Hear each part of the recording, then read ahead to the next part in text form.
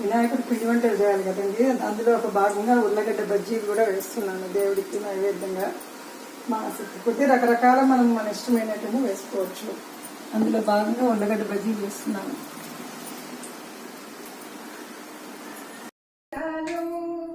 గండాలాపే గణపతి స్వామికి కోటి దండాలు, ఉండాలయ్యకు దండాలు కోటి దండాలు.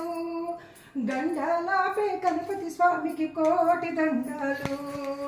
మట్టితోటి గణపతి బొమ్మను సింగారిస్తాము, ఆడి పాడి ఆనందాల చిందులు వేస్తాము. మట్టితోటి గణపతి బొమ్మను సింగారిస్తాము, ఆడి పాడి ఆనందాల చిందులు వేస్తాము. నవరాత్రుల్లో వినాయకుణ్ణి ఊరేగిస్తాము, నవరాత్రుల్లో వినాయకుణ్ణి